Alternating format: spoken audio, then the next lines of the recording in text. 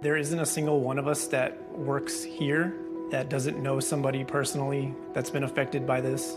Dr. James Falcone served 3 tours of duty as an Army physician in Afghanistan and Syria, but he never dreamed his biggest battle would be in his small hometown at the U.S.-Mexico border. You were born and raised here in Rio Grande City. When you hear something that says the town that you grew up in also has the highest rate of dementia and Alzheimer's, what's your emotional response to that? Yeah, you never want to be at the top of a list like that.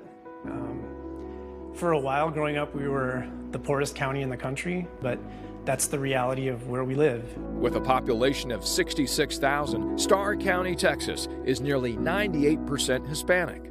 When did you personally go, there's something a little bit different here?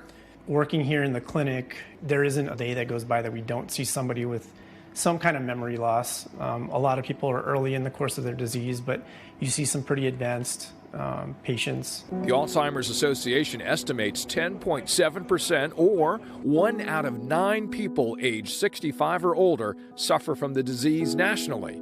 But in Starr County, that number is 25%, where 1 out of 4 people are suffering from Alzheimer's or dementia. The issue has just been trying to prepare family members for what's down the road. Many caregivers like Manny Signs take care of loved ones at home. There is not a whole lot that therapeutically that we can do right now. After his military service, Dr. Falcone returned home to Rio Grande City to work with his father, Dr. Antonio Falcone, whose primary care clinic has been treating patients for 40 years. Repeat those words back to me. Apple penny table. Last year, the doctors Falcone opened Alfaro Health and Therapeutics, a research clinic that is their ground zero in the fight against Alzheimer's here. They are leading the charge with Dr. Rhoda Oh, a director at the Davos Alzheimer's Collaborative, to try to answer why this is happening. We're talking about things like diet, sleep, physical activity, alcohol consumption.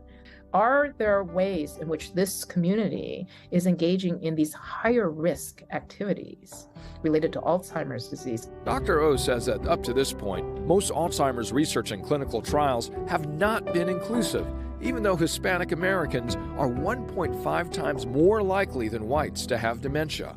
When the opportunity presented itself to start this clinic, it seemed like a no-brainer to me because there isn't a single clinical research site basically south of San Antonio for Alzheimer's specifically. Any changes since the last time we got together? At Alfaro, long-term research data will be analyzed from parents, grandparents, and grandchildren with existing health information, a smartphone app, and blood. How impactful is this? I think it's game-changing. I think that we're finally onto a path in which we can start doing research that's going to include everybody in a way that we haven't before. And I think it's going to revolutionize what we think we know. Nurse practitioner Jessica Cantu is the site director at Alfaro. What is the year? She says her mission is now personal after losing her father to Alzheimer's last year.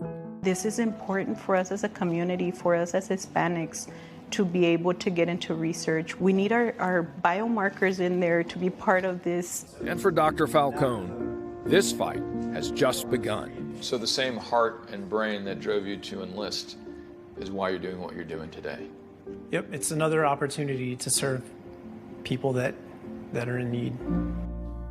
And the research program is expected to begin by the end of this year. Guys? And I feel like you're serving by doing your part. You're a storyteller. Obviously, the subject, you know it well.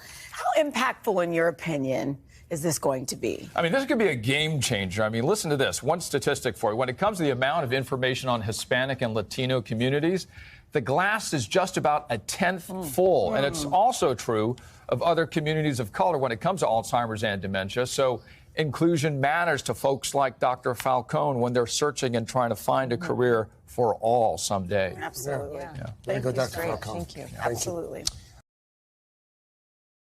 Hey, thanks for watching our YouTube channel. Find your favorite recipes, celebrity interviews, uplifting stories, shop our favorite deals, and so much more with the Today app. Download it now.